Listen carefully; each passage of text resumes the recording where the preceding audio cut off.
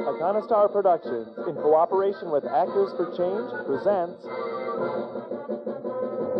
tall as a mountain, and my hopes can reach to the sky, and my strength is my desire, and my dreams can help me fly, and the twistings of each road I'm on make me open up my eyes.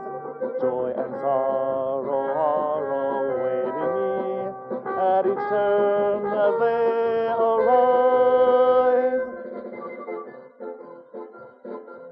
Each Turn by Bill Olson, starring John Townsend as Jeff Adams.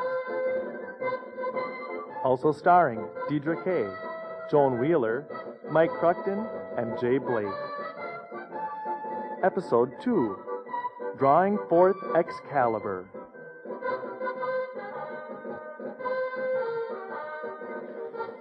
Hello, Mr. Bryler. You wanted to see me? Yes, Jeff. Come into my office. Have a seat. So, tell me, Jeff, how exactly do you feel about your internship here at West Glen International? I like it. And how about the people you've been working with? You like them okay? Yes, Mr. Bryler.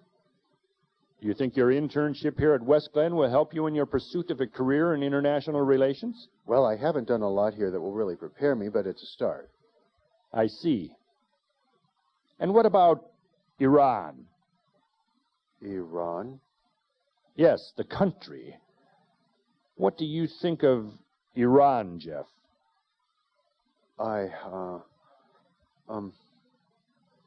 They disturb me, Mr. Bryler. You mean you don't like them? That's an understatement. I'm still listening. They call us the Great Satan, but they support terrorism and other violence. I don't trust them. You don't trust them. Mr. Adams, I've heard you say that you had always believed Americans and Russians could be friends, if only we would trust each other. So what's the difference? Jeff, world peace is based on mutual trust. West Glen International has an opportunity here to do more than simply make profits. We have the opportunity to promote that mutual trust, which in the end will enable peace. I can understand that, Mr. Bryler. Can you? That's good. You see, I wouldn't want you to do anything hasty. But what you're doing is illegal. Well, let me see if I can explain this. Sometimes laws or government policies are enacted as part of mere public relations. Right now, most Americans feel the same as you do about Iran. But when you get behind closed doors, what you find is a mutual respect and cooperation between our two governments. The U.S. and Iran will never get into a war. Why? Because beneath all the smoke is a clear space where we see eye to eye, just like a building on fire. To keep from suffocating, you crawl along the floor. Now, admittedly, both we and the Iranians have to lower ourselves to do this, but there's no real fire. The government needs laws against sending high technology to Iran only to appease the bigots. That's how presidents stay in office. That's why the Reagan administration lasted such a long time, because they're virtuosos at playing the public opinion concerto. Laws restricting any company from freely selling goods to another country, Jeff, and an anti-communist country at that, would harm our national economy. I assure you that no American government would want to do that. But communism is dead. Are you certain? Even I understand that capitalism has not worked for everyone. Communism has always been cultured in the petri dish of poverty, of which there's still plenty. My mom always says that everything is politics. And she's perfectly correct. That's reality. Reality. Now, Jeff, take some time to think about what I said about crawling under the smoke. I'd like to talk with you again tomorrow. See my secretary to make an appointment.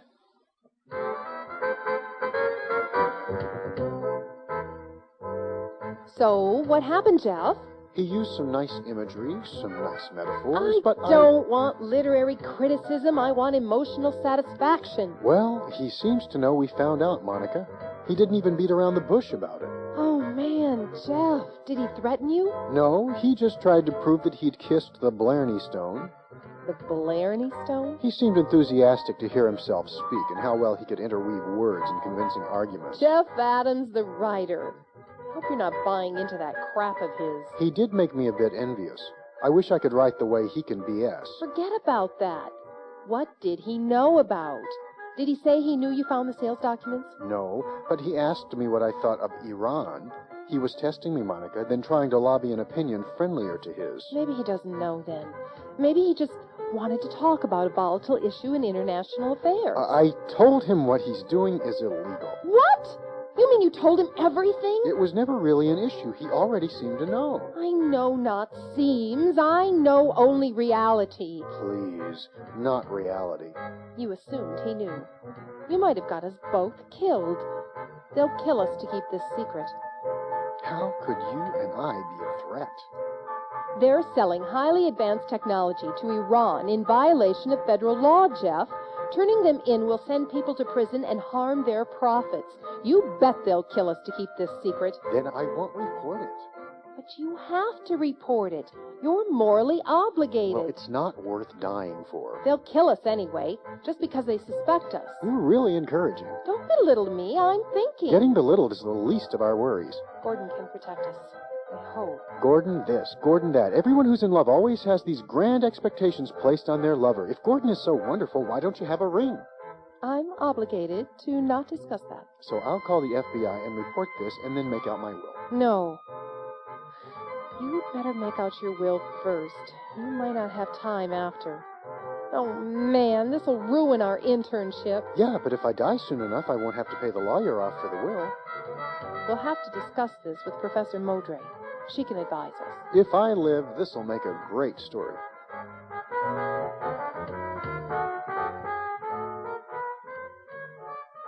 Perhaps you two would like some coffee. We don't drink coffee. Down to business, then. You'll have to report what you've learned to the FBI. We're worried, Professor, that this will ruin our internship and get us killed. I wouldn't worry about that. You don't just tell the FBI that an international corporation like West Glen is illegally supplying an unfriendly nation such as Iran with high technology, and then expect that company will casually let us finish our internship there. Or let us live. No one's going to kill you over this. You two have bigger problems to worry about, namely your legal obligations and your bad attitude toward the federal government. Whether you work for it or for a corporation, you'll be representing this country to other parts of the world. You have to be clear on what that responsibility entails. You must be willing to cultivate in yourselves an abiding loyalty toward it. Your propensity for liberal puerility can have repercussions affecting our country's entire international agenda. I'm sorry, I can understand your point. Well, I can't, Professor Maudre. That's Maudre. And we won't be some kind of pro-government automatons. It's not a question of being automatons. It's a question of professionalism. And Jeff, you can put your writing interest to work. I'll need you to submit a report to the dean on everything that's happened regarding this incident, beginning with your discovery of improprieties at West Glen and focusing on your own actions to deal with your legal and moral responsibilities. Mr. Bryler should be the one to write the report. You need to learn some manners, Miss Evans. This does not even concern you. I figure it would be best to hand it in to the dean's office after I report to the FBI, because... No, it would be best before. I mean... Tintagel Institute before. wants to be covered before you report. We want it on record by then that we advised you to contact the FBI. This will also ensure some accountability in case you chicken out. I'm not afraid of reporting to the FBI. I'm afraid of screwing up our internships. I'm afraid of getting killed. You won't get killed. If your internships are affected, it'll just be an inconvenience. Just a coffee stain on your shining suit of armor. The worst it can do is postpone your graduation for a year.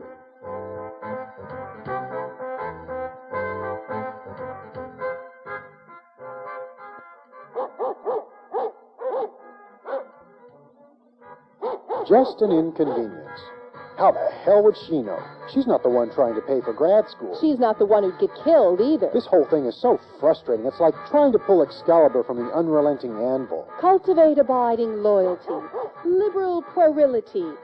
She thinks she's such a patriot, but she never mentions freedom or liberty. Yeah, like that poor dog over there, chained like a convict. And would Maudre care? She'd probably applaud. Yeah.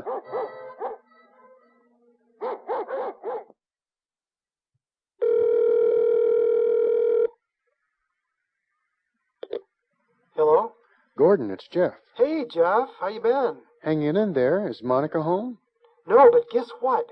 Steven Spielberg liked my film. I'm going to fly out to L.A. next week and meet with him. He wants me to direct something. God.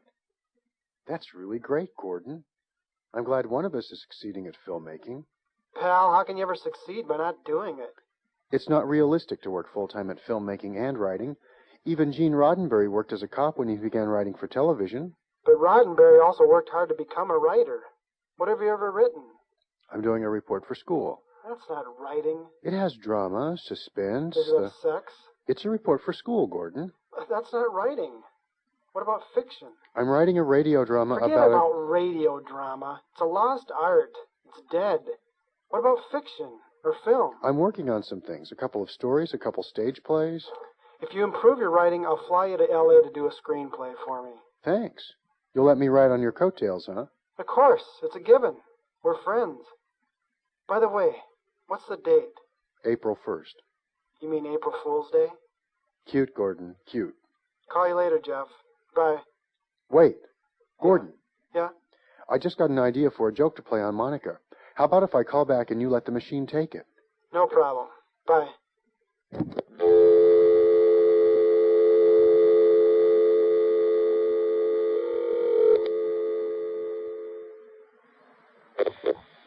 You've reached the receptacle of Monica and Gordon. We are boldly going where no weird people have gone before. So dump it at the beep.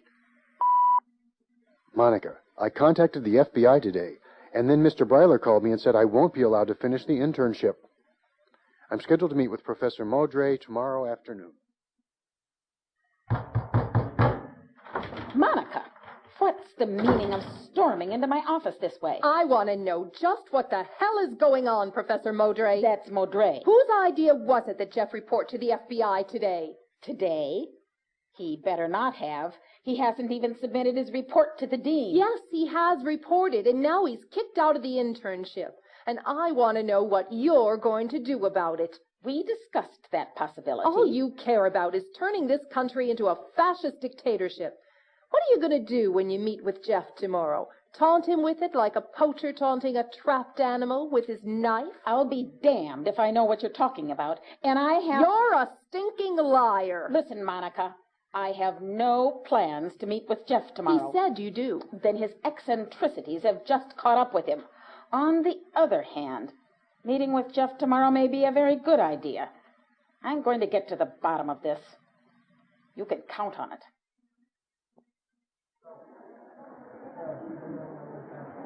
Jeff! Jeff! Hi, Monica. Jeff, what's going on with the internship? Well, I called the FBI and told them I'd found documents at West Glen International. Documents saying they'd been selling high technology to Iran, and that was about it. Then I went to West Glen because I'm scheduled. I was scheduled to work there today. Oh, man. So everything was fine until a couple of security guards asked me to go into Bryler's office. Then Bryler said he knew I'd called the FBI. How do you know? I don't know, Monica. He must have friends there or something. Oh, I just knew it, Jeff. With their money, they probably have the entire government in their pockets. Okay, so what happened next? He got into this long speech about how all the levees along the Mississippi River were a mistake, but we had to build them to learn that. You know, they held the water in so it couldn't spread out to its natural floodplains. Then the added water pressure ruptured the levees, and towns and farms got flooded that never should have been there to begin with. So anyway, Bryler said we couldn't learn our lesson without making that mistake. Then he said he was wrong about selling stuff to Iran and credited me with setting him straight. Then he pushed a button on his intercom, and the doors flew open, and all these half-naked dancing girls came in, and the security guards brought in cake, and musicians from the Renaissance Workshop came in with violins and recorders, and we had a great time. Are you serious? April Fools! Really, Jeff? What happened? Nothing. I don't report to the FBI till tomorrow. What's the matter, Monica? You look pale. I just bitched out Maudre. April Fools, right?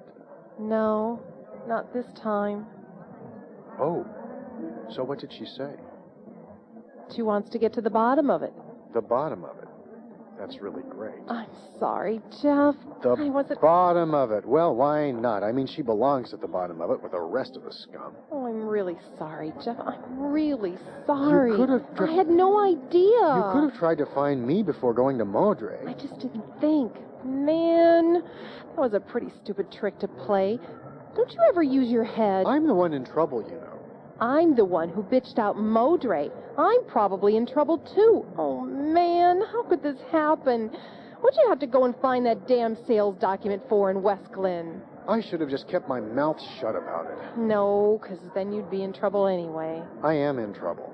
I mean with the FBI. Well, who'd know? You're the government. Big Brother. They'd find out. You know, sometimes your conspiracy theories are a little too much for me.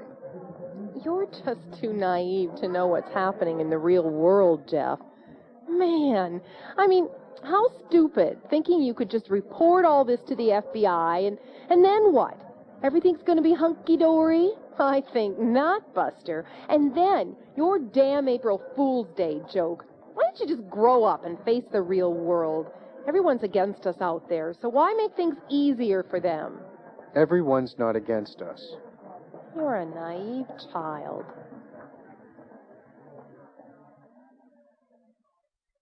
Hi, it's Jeff. Leave a message and I'll call you back. No, don't do these things. These guys will talk and talk and talk. I will not. People always say I talk too much, but I don't. And I keep telling them that...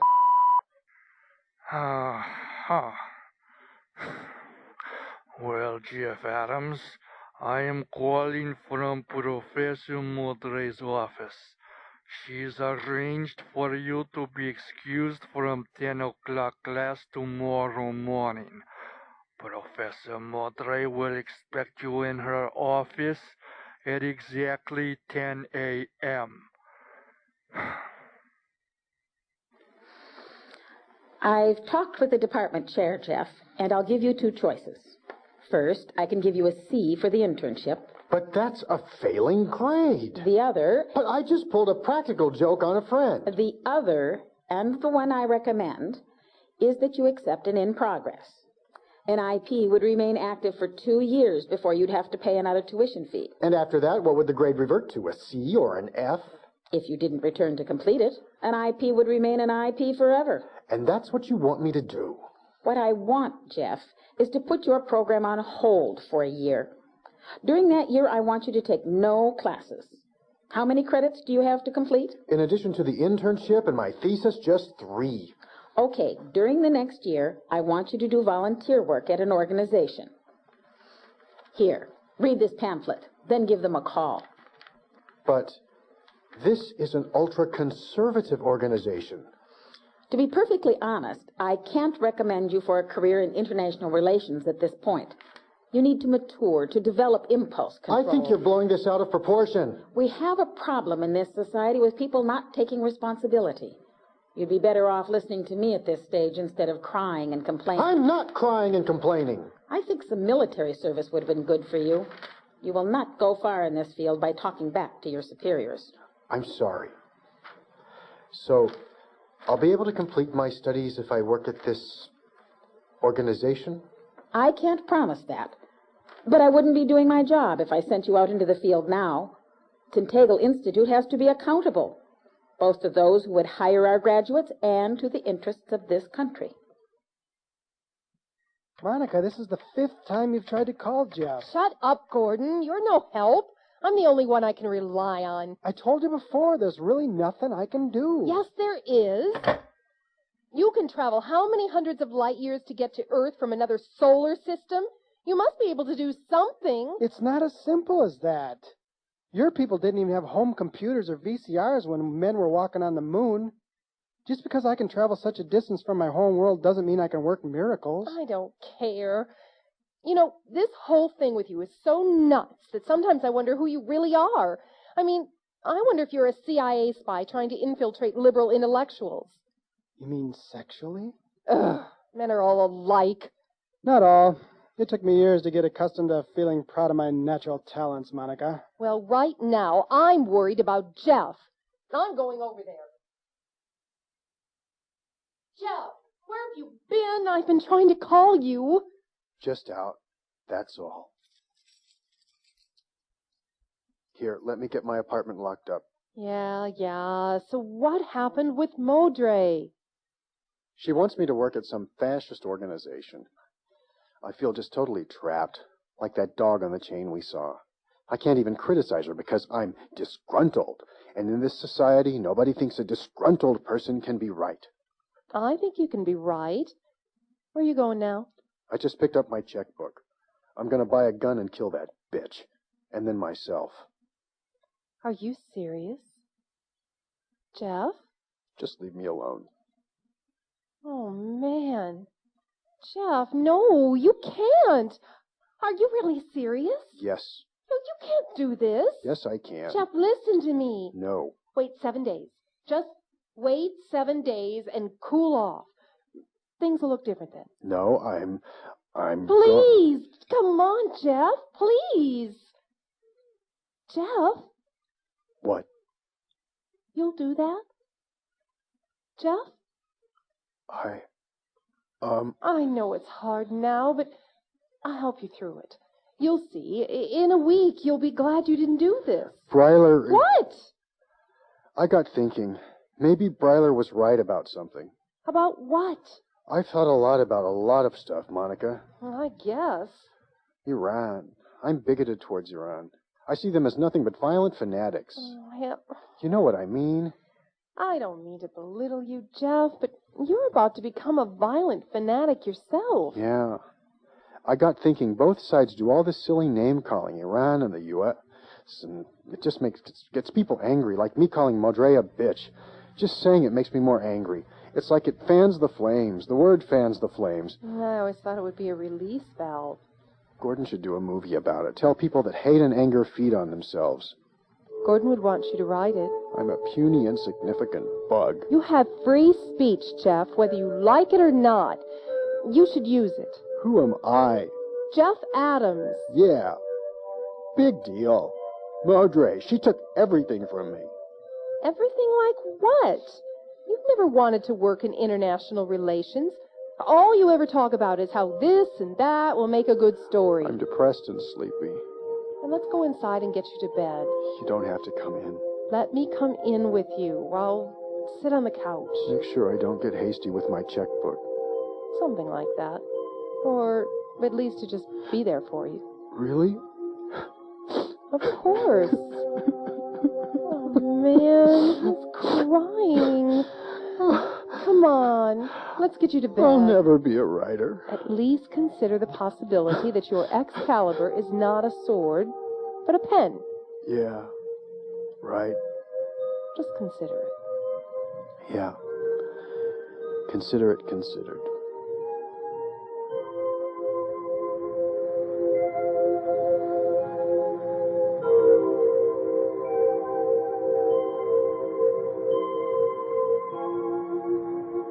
Each Turn was written and produced by Bill Olson. The associate producer was John Townsend. Episode 2, Drawing Forth Excalibur, was directed by Ruth Wendell and Bill Olson, and starred John Townsend as Jeff Adams, Deidre Kay as Monica, Joan Wheeler as Professor Maudre, Mike Crichton as Bryler, Jay Blake as Gordon, and Bill Olson. The music was by John Wright. The theme was by Bill Olson and John Wright. Production assistance was by Chris Freeman. My name is Robert Lilligren. The producers wish to thank CTV Roseville and Cable Access St. Paul, both in Minnesota. All persons and situations in this radio drama are fictitious. Any similarities to actual persons, living or dead, is strictly coincidental. Each Turn is copyrighted 1996 by Bill Olson.